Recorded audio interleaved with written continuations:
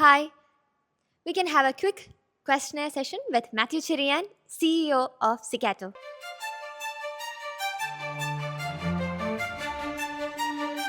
Welcome, sir.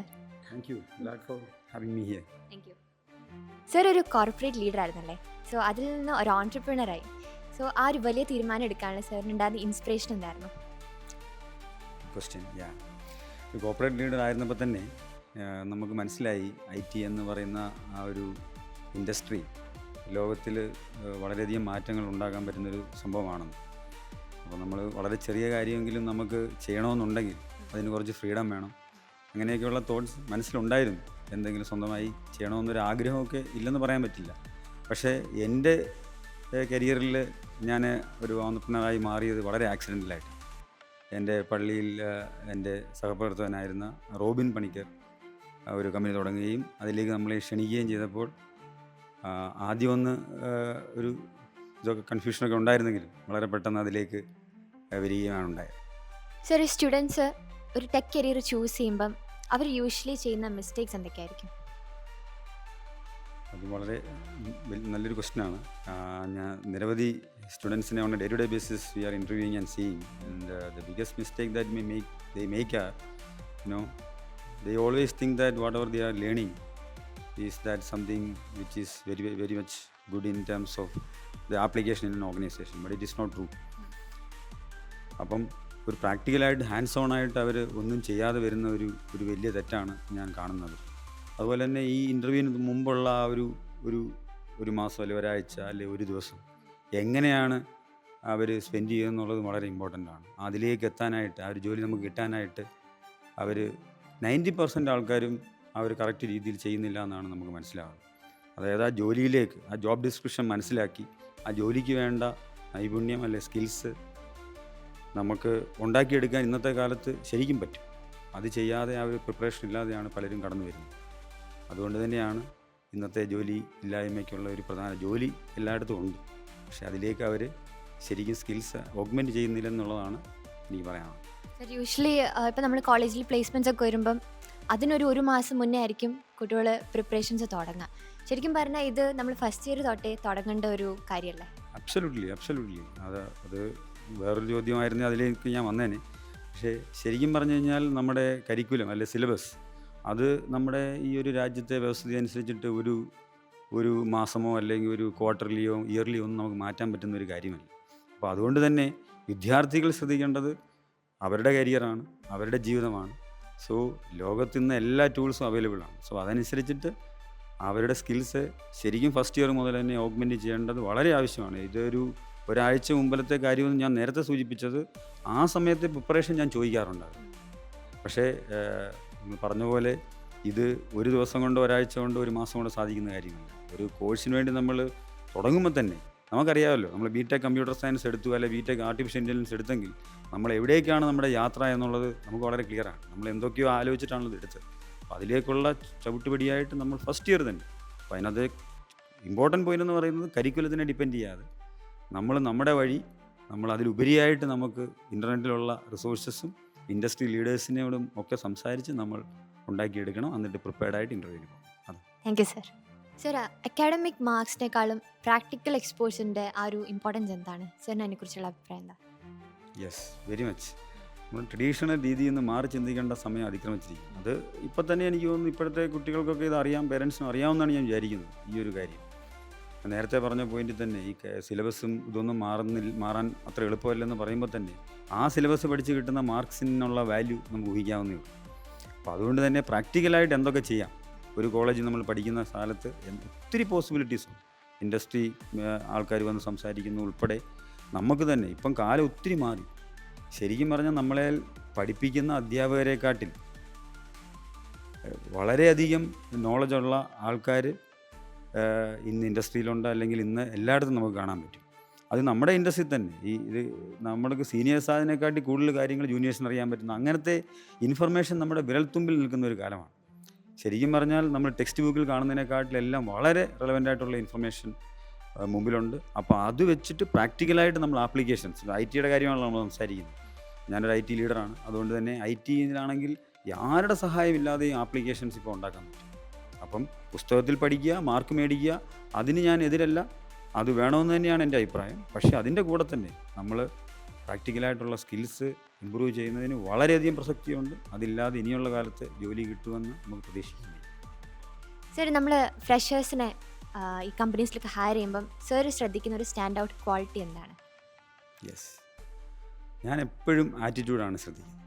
അത് വളരെ important ആയിട്ടുള്ള കാര്യമാണ്. ഇപ്പോൾ നമ്മൾ ഹിസ്റ്റോറിക്കലി നോക്കുകയാണെങ്കിൽ സിക്സ് സിഗ്ലാർ എന്ന് പറയുന്ന അമേരിക്കൻ ഓതർ പണ്ടേ പറഞ്ഞിട്ടുണ്ട്, if you hire for attitude that will determine the altitude എന്നുള്ള രീതിയിൽ. അതിനെ മോഡേണായിട്ട് നമ്മുടെ സൈമൺ സിനക് എന്ന് പറഞ്ഞ അമേരിക്കൻ മോട്ടിവേഷണൽ സ്പീക്കർ വേറെ രീതിയിലും പറഞ്ഞിട്ടുണ്ട്, you don't hire for skills, you hire for attitude, you can always teach skills എന്നുള്ള രീതിയിൽ. ഇപ്പം കാലം മാറിയിട്ട് എയുടെ യുഗം വന്നപ്പം സ്കിൽസ് ടീച്ച് പോലും ചെയ്യണ്ട, നമ്മൾ അതിനുള്ള ഒരു ഇത് ഇട്ട് കൊടുത്താൽ മതി, എല്ലാം അവൈലബിൾ ആണ്. സോ ആസ് ടീച്ചേഴ്സ് ആണെങ്കിലും as leaders in the corporate world നമുക്കെല്ലാം അറിഞ്ഞുകൊണ്ടല്ല നമ്മളിന്ന് സംസാരിക്കും, നമ്മൾ അതിനുള്ള ഒരു ഒരു ഒരു ഇതിട്ട് കൊടുക്കുകയാണ് ചെയ്യുന്നത്. We just guide them, something new has come up, why don't you learn that and present me next week. So attitude, പക്ഷേ അതിനൊക്കെ ആറ്റിറ്റ്യൂഡ് വേണം, പാഷൻ വേണം, മോട്ടിവേഷൻ വേണം, ഇൻസ്പിറേഷൻ വേണം. സ്കില്ലുണ്ടായിട്ട് കാര്യമൊന്നുമില്ല. അപ്പോൾ ആറ്റിറ്റ്യൂഡാണ് ഞാൻ നോക്കുന്ന ഏറ്റവും വലിയ ക്വാളിറ്റി. സർ, ഒരു ഫ്യൂച്ചർ CEO അല്ലെങ്കിൽ ഒരു ഓൺട്രപ്രണർ ആകാൻ ആഗ്രഹിക്കുന്ന ഒരു വ്യക്തിക്ക് സർ കൊടുക്കാൻ ആഗ്രഹിക്കുന്ന ഒരു അഡ്വൈസ് എന്താ? Very good question.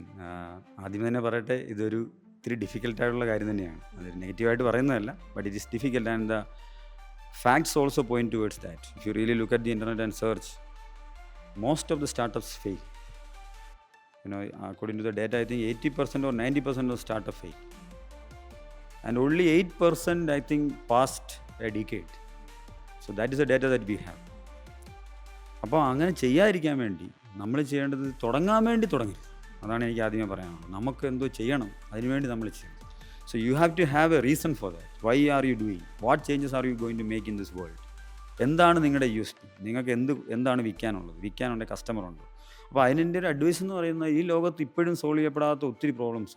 So you identify the problems that are still remaining in the industry and you try to find out solutions. അപ്പോൾ അതിന് ശരിക്കും ടേക്കേഴ്സ് ഉണ്ടോ എന്ന് അന്വേഷിക്കുക.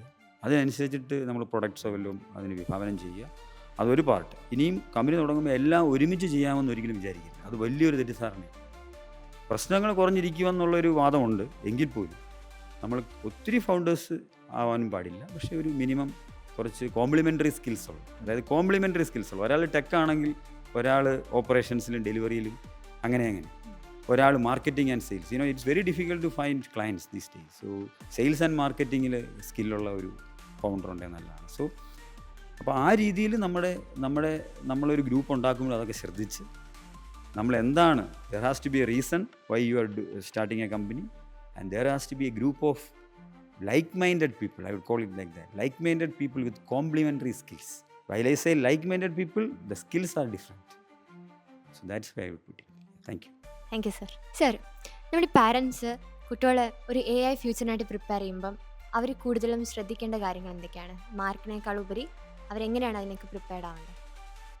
Again, very relevant question. നമ്മുടെ പേരൻസ് ഇപ്പം വളരെയധികം ഇപ്പോഴത്തെ പേരൻസ് മാറിയിട്ടുണ്ട്. എങ്കിലും ആ മാർക്സ് ഓറിയൻറ്റഡ് ആയിട്ടുള്ള ഒരു ഫോക്കസിൽ നിന്നും പേരൻസ് ഫുള്ളി മാറേണ്ട സമയം അതിക്രമിച്ചു. ഞാൻ നേരത്തെ പറഞ്ഞ പോലെ ഔട്ട്ഡേറ്റഡ് ആയൊരു സിലബസ് വഴി മേടിക്കുന്ന മാർക്സുകളെക്കാട്ടിൽ നമ്മൾ പ്രാക്ടിക്കലായിട്ട് ചെയ്യുന്ന കാര്യങ്ങൾക്കാണ് എന്നും വാല്യൂ. അപ്പോൾ അതിനെ അവർക്ക് എന്താണ് മാർക്സിന് വേണ്ടി അഡീഷണൽ പ്രഷർ കൊടുക്കാതിരിക്കുക. ഇപ്പോൾ AI കുറിച്ചാണല്ലോ ചോദിച്ചത്. AI ബേസ്ഡ് ലോകത്ത് ശരിക്കും പറഞ്ഞാൽ സ്വന്തമായി ആരുടെയും സഹായം കൂടാതെ നമുക്ക് ആപ്ലിക്കേഷൻ ഉണ്ടാക്കാൻ പറ്റുന്ന കാലമാണ്. അപ്പോൾ അതിനെ സഹായിക്കുന്ന രീതിയിലുള്ള ഹെൽപ്പുകൾ പേരൻസ് ചെയ്യാൻ പറ്റും. എന്ന് പറഞ്ഞു കഴിഞ്ഞാൽ നല്ല ഇൻഫ്രാസ്ട്രക്ചർ, നല്ല കപ്പാസിറ്റിയുള്ള ലാപ്ടോപ്പുകൾ, മെഷീൻസ് അവർക്ക് കൊടുക്കും. കാരണം because AI what we are talking about is മോഡൽസൊക്കെ നമ്മുടെ സിസ്റ്റത്തിൽ ലോക്കലായിട്ടൊക്കെ റൺ ചെയ്ത് ഓടിക്കണമെന്നുണ്ടെങ്കിൽ it requires high end systems. അപ്പോൾ അതിൽ പേരൻസ് ഒന്ന് ഇൻവെസ്റ്റ് ചെയ്താൽ മാത്രം മതി. മാർക്സിന് വേണ്ടി അവർക്ക് പ്രഷർ ചെയ്യാതിരിക്കുക, ബാക്കി അവർ നോക്കിയോളൂ. ബിക്കോസ് എല്ലാം ഇപ്പോൾ അവൈലബിൾ ആണ്. സർ, ഒരു സ്റ്റുഡൻറ്റ് ഈ projects, internships, real world problems ഇതിലൊക്കെ ഇൻവോൾവ് ചെയ്താൽ 4 വർഷം കഴിയുമ്പം അവരുടെ ഒരു ഗ്രോത്ത് എങ്ങനെയായിരിക്കും? അബ്സല്യൂട്ട്ലി. ഇതാണ് എല്ലാവരും ഫോക്കസ് ചെയ്യേണ്ടത്. നമ്മുടെ ഔട്ട്ഡേറ്റഡ് ആയിട്ടുള്ള സിലബസിന് പകരം ശരിക്കുമുള്ള റിയൽ വേൾഡ് പ്രോബ്ലംസ്, അതായത് ലോകത്തിൽ ഇപ്പോഴും സോൾവ് ചെയ്യപ്പെടാത്ത പ്രശ്നങ്ങളുണ്ടെന്ന് ഞാൻ നേരത്തെ പറഞ്ഞു. ആ പ്രോബ്ലംസ് ശരിക്കും നമ്മൾ റിപ്ലിക്കേറ്റ് ചെയ്ത് നമ്മളത് ചെയ്യാൻ ശ്രമിക്കുക. ഒരു ഗ്രൂപ്പായിട്ട് നമ്മൾ അങ്ങനെ പ്രോബ്ലംസ് അറ്റാക്ക് ചെയ്യുക, പ്രൊജക്ട്സുകൾ ചെയ്യുക. അതായത് തിയറി മാത്രം പഠിച്ച് നമ്മൾ പോകാതെ ഇങ്ങനെ ചെയ്ത് കഴിഞ്ഞാൽ ഡ്രമാറ്റിക് ആയിട്ടുള്ള മാറ്റങ്ങളുണ്ടാകും. ശരിക്കും പറഞ്ഞാൽ നമ്മുടെ കമ്പനിയിലും നമ്മളെപ്പോലുള്ള പല കമ്പനികളിലും AI നേറ്റീവായിട്ടുള്ള റിസോഴ്സസിനെ ആവശ്യമുണ്ട്. പക്ഷേ കോളേജ് കഴിഞ്ഞ് വരുന്ന ആൾക്കാർക്ക് പലർക്കും ആ സ്കില്ലില്ലാത്തത് കൊണ്ടാണ് നമുക്ക് ഹയർ ചെയ്യാൻ പറ്റാത്തത്. അതുകൊണ്ട് തന്നെ ഈ പറഞ്ഞ കാര്യങ്ങൾ എല്ലാം ഇൻഡസ്ട്രിക്ക് വേണ്ട രീതിയിലുള്ള ശരിക്കുമുള്ള പ്രോബ്ലംസിനെ അറ്റാക്ക് ചെയ്ത് അവർ പഠിച്ച് ഹാൻഡ്സ് ഓണായി വന്നു കഴിഞ്ഞാൽ കുട്ടികളുടെ ഭാവി വളരെ സുരക്ഷിതമാകുമെന്നാണ് എൻ്റെ. സർ, ഇന്ന് സ്റ്റുഡൻസ് AI എന്ന് കേൾക്കുമ്പം അവർ ChatGPT മാത്രമാണ് ഡിപ്പെൻഡ് ചെയ്യുന്നത്. സോ ഒരു റിയൽ AI വേൾഡ് എന്ന് പറയുമ്പം അത് എന്തുമാത്രം വലുതാണ്? ChatGPTയെക്കാട്ടിൽ വളരെ വലുതാണ് AI വേൾഡ് എന്നതുപോലെ തന്നെ ദിവസം പ്രതി മാറുന്ന ഒരു സംഭവമാണ് ഈ AI വേൾഡ്. നമുക്ക് ഓപ്പൺ AI ആയാലും ആന്ത്രോപ്പിക് ആയാലും ക്ലൗഡ് കോഡ് ഇങ്ങനെ നിരവധി സാധനങ്ങളുണ്ട്. ജീവിതത്തിലുള്ള എല്ലാ കാര്യങ്ങളും നമുക്ക് ഓട്ടോമേറ്റ് ചെയ്യാനും ഏജൻറ്റിഫൈ ചെയ്യാനും പറ്റുന്ന ഒരു കാലമാണ് ഇപ്പോൾ ഉള്ളത്. ആ രീതിയിൽ കുട്ടികൾ ചിന്തിക്കണം എന്നുള്ളതാണ്. നമുക്ക് ഒത്തിരിയൂടെ ഭയങ്കര എക്സ്ട്രീമായിട്ട് പറയുകയാണെങ്കിൽ നമുക്ക് ചെയ്യാനുള്ള കാര്യങ്ങൾ നമുക്ക് ഒരു ലാപ്ടോപ്പിൽ കോഡ് ചെയ്യാൻ ഇട്ടിട്ട് നമുക്ക് ഭക്ഷണം കഴിക്കാൻ പോകാം. നമ്മൾക്ക് ഓടിക്കൊണ്ടിരിക്കുന്ന കാര്യങ്ങളെ നമുക്ക് നമ്മുടെ മൊബൈലിൽ നിന്ന് കൺട്രോൾ ചെയ്യാൻ പറ്റുന്ന രീതിയിലേക്ക് കാര്യങ്ങൾ മാറും.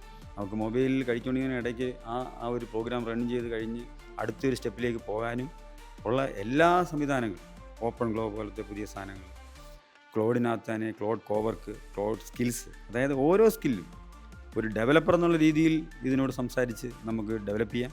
ടെസ്റ്ററായിട്ടുള്ള റോള്, അങ്ങനെ ഒരു സ്കിൽസ്, നമുക്ക് സ്കിൽസ് എന്നാണ് അതിന് പറയുന്നത്. അങ്ങനെയുള്ള ടെസ്റ്റർ സ്കിൽസ്, ബിസിനസ് അനലിസ്റ്റ്, എന്ത് സ്കിൽസ് വേണേലും AI നമുക്ക് പറഞ്ഞിട്ട് കാര്യങ്ങൾ ചെയ്യാൻ പറ്റുന്ന ഒരു കാലഘട്ടത്തിൽ നമ്മൾ എത്തിയിരിക്കുന്നു. അപ്പം കുട്ടികൾ ChatGPT എന്നുള്ളതിലുപരി എന്ത് കാര്യവും ചെയ്യാൻ പറ്റുന്ന ഒരു സാധനമായി ഇതിനെ കാണണം. നമുക്ക് ജസ്റ്റ് ഇമേജ് ഉണ്ടാക്കാൻ ഇപ്പം തന്നെ ക്ലോഡിൻ്റെ ഡിസൈൻ വന്നു. ഇമേജസൊക്കെ ഒറ്റ നിഷ്പ്രയാസം ഇമേജ് ഉണ്ടാക്കാം. നമ്മളൊരു പടം വരച്ച് കൊടുത്തു കഴിഞ്ഞാൽ അതിനെ ആപ്ലിക്കേഷനാക്കി മാറ്റാൻ പറ്റുന്ന ഒരു കാലഘട്ടത്തിലാണ് നമ്മൾ നിൽക്കുന്നത്. അപ്പം ഇത് ഭയങ്കര വലുതാണ്. ഇൻഫർമേഷൻ എല്ലാം ഇൻ്റർനെറ്റിലുണ്ടെന്നുള്ളതാണ് ഇതിൻ്റെ ഒരു പ്രത്യേകത. നമുക്കത് ആരോടും ചോദിക്കേണ്ട കാര്യമില്ല. എല്ലാ ഇൻഫർമേഷനും ഇൻ്റർനെറ്റിലുണ്ട്. ഡേ ടു ഡേ മാറുന്ന കാര്യങ്ങളിൽ നമ്മൾ ശ്രദ്ധ വെക്കണമെന്ന് മാത്രമേ. നമ്മളുടെ കാതും കണ്ണും തുറന്നിരുന്ന് ഒരു കരിക്കുലത്തെ ഡിപ്പെൻഡ് ചെയ്യാതെ നമ്മുടെ ഭാവിക്കായിട്ട് AI വരുന്ന മാറ്റങ്ങളെ നമ്മൾ തിരിച്ചറിഞ്ഞുകൊണ്ട് ഒരു വീക്കിലി എങ്കിലും ഇതിനുള്ള പല ഫോറംസ് ഉണ്ട്. ആ ഫോറംസിലെല്ലാം പോയി നമ്മൾ നോക്കി നമ്മൾ അപ്ഡേറ്റഡ് ആയി ഇരിക്കുക എന്നുള്ളതാണ്. ശരി, ഇപ്പം നമ്മൾ ട്രഡീഷണലി ഇപ്പം ഡെവലപ്പേഴ്സൊക്കെ പണ്ട് തൊട്ടേയുള്ള ഡെവലപ്പേഴ്സ് ഉണ്ട്. പക്ഷെ ഇപ്പം എന്ന് പറയുമ്പം AI യൂസ് ചെയ്ത് എങ്ങനെ അതിനെ ഡെവലപ്പ് ചെയ്യാം എന്നുള്ളതല്ലേ? അപ്പം AI യൂസ് ചെയ്ത് ഡെവലപ്പ് ചെയ്യാന്ന് പറയുമ്പോൾ ഡെവലപ്പർ എന്നുള്ള രീതി തന്നെ മാറി. ഇപ്പം കോഡ് ജനറേഷനെല്ലാം AI ആണ് ചെയ്യുന്നത്. അപ്പോൾ അതാണ് കുട്ടികൾ മനസ്സിലാക്കണം. നമ്മൾ എന്താണ് സിയിലോ ആയാലും ജാവയിലായാലും അത് കണ്ടമാനം പഠിച്ച്, കാരണം കോഡ് ജനറേറ്റ് ചെയ്യുന്നത് ടൂളിന് ചെയ്യാൻ പറ്റും. പക്ഷേ ഇനിയുള്ള കാലത്ത് കുട്ടികൾക്ക് വേണ്ടത് ഡൊമൈൻ സ്കിൽസാണ്, പ്രോബ്ലം സോൾവിങ് സ്കിൽസാണ്, അനലിറ്റിക്കൽ സ്കിൽസാണ്. കോഡ് ഡെവലപ്മെൻ്റ് എന്നുള്ള സ്കില്ല് പോയി. മനസ്സിലായില്ലേ? 24 മണിക്കൂറും കോഡ് ചെയ്യപ്പെടുന്ന മെഷീനുകളാണ് ഇന്ന് നമ്മുടെ ഇൻഡസ്ട്രിയിലെല്ലാം ഉള്ളത്. നമ്മൾ കിടക്കുമ്പോഴും നമുക്ക് വേണ്ടി കോഡ് ചെയ്യപ്പെടുകയാണ്. അവർ രാവിലെ എണീച്ച് വരുമ്പോൾ ആ കോഡിലുള്ള പ്രശ്നങ്ങൾ എന്താണെന്ന് കണ്ടുപിടിക്കുന്ന ഒരു റോളിലേക്ക്. പ്രശ്നങ്ങൾ കണ്ടുപിടിക്കണമെങ്കിൽ എന്ത് വേണം? നമുക്ക് സ്കിൽസ്, നമുക്ക് അനലിറ്റിക്കൽ സ്കിൽസ് വേണം. ഒരു ബാങ്കിന് വേണ്ടിയുള്ള സോഫ്റ്റ്വെയർ ആണ് നമ്മൾ ഉണ്ടാക്കുന്നുണ്ടെങ്കിൽ ഒരു ഫിൻടെക് ഡൊമൈൻ നോളജ് വേണം. അപ്പോൾ കുട്ടികൾ ഇപ്പോൾ ഏത് ഫീൽഡാണല്ലോട്ടാണ് അവർ ഇറങ്ങാൻ പോകുന്നത്. സോ അങ്ങനെ ഒരു ആഗ്രഹം ഉണ്ടെങ്കിൽ ആ ഡൊമൈൻ പഠിക്കണം. ടെലികോം ഡൊമൈനിലോട്ടാണ് ഞാൻ പോകാൻ ആഗ്രഹിക്കുന്നത്, അല്ലെങ്കിൽ ഫാഷൻ ഇൻഡസ്ട്രിയിലാണ്, എന്തോ ആകാം. പക്ഷേ ആ ഡൊമൈൻ നോളജ്, അവിടെ എന്താണ് നടക്കുന്നത്, അതിന് വേണ്ടിയിട്ടൊരു സോഫ്റ്റ്വെയർ ഉണ്ടാക്കണമെങ്കിൽ എന്തൊക്കെ വേണമെന്ന് നമുക്ക് പഠിക്കണം. അത് ഇത്തിരി ഡിഫിക്കൽട്ടാണ്. നേരത്തെ നമ്മൾ ആറ്റിറ്റ്യൂഡിൻ്റെ കാര്യം പറഞ്ഞു. ആറ്റിറ്റ്യൂഡ് AIക്ക് പറ്റില്ല. അപ്പം AIക്ക് പറ്റാത്ത കാര്യങ്ങൾ നമ്മളുടെ അനലിറ്റിക്കൽ, നമ്മുടെ സ്കിൽസ്, ആറ്റിറ്റ്യൂഡോ നമ്മുടെ അനലിറ്റിക്കൽ സ്കിൽസോ പ്രോബ്ലം സ്കിൽസോ ഒന്നും AIക്ക് ഒരു രാത്രി കൊണ്ട് AIക്ക് അതൊന്നും ചെയ്യാൻ പറ്റില്ല. അപ്പം അതിലാണ് നമ്മുടെ ശ്രദ്ധ കേന്ദ്രീകരിക്കുന്നത്. സർ, മെൻറ്റർ കോളേജസിൽ വളരെ വ്യത്യസ്തമായ രീതിയിലാണ് സ്റ്റുഡൻസ് പഠിക്കുന്നത്. Like industry oriented programs, live projects, live programming, internships, project based learning. So അങ്ങനെ ഒരു വ്യത്യസ്തമായ രീതിയിലാണ് അവർ വളർന്നു വരുന്നത്. സോ സാറിന് മെൻറ്റർ സ്റ്റുഡൻസിനോട് കൊടുക്കാനുള്ളൊരു ഓണസ്റ്റ് അഡ്വൈസ് എന്താണ്? ആൻഡ് ഓൾസോ ഈ AI വരുന്ന ഈ കാലഘട്ടത്തിൽ സോ അവരതിലേക്ക് എങ്ങനെയാണ് പ്രിപ്പയർഡ് ആവേണ്ടത് അതിനെ ഫേസ് ചെയ്യാൻ? First of all, I'm very glad to know that the mentor colleges is following an approach which we have detailed in the questions before. So that is very heartening to note that. So I want to say that to all the mentor college students, you are in the right place. So just that you need to augment your skills from your point of view also. I have heard you speaking about the industry-based curriculum and approaches. So that is very good. But nevertheless, എല്ലാ സ്റ്റുഡൻസും താൻ ബാധി ദൈവം ബാധി എന്ന് പറയുന്ന പോലെ the college is doing their bit to come out of the outdated syllabus and outdated teaching methods. But you also have a task cut out. നേരത്തെ പറഞ്ഞതുപോലെ industry നടക്കുന്ന മാറ്റങ്ങൾ, കാരണം ഒരു കോളേജിനും ഞാൻ വിശ്വസിക്കുന്നില്ല ഡേ ടു ഡേ കാര്യങ്ങൾ ചേഞ്ച് ചെയ്യാൻ പറ്റും, അല്ലെ വീക്ക്ലി. അപ്പം നിങ്ങൾ കറക്റ്റ് സ്ഥലത്താണ് വന്ന് പെട്ടിരിക്കുന്നത്.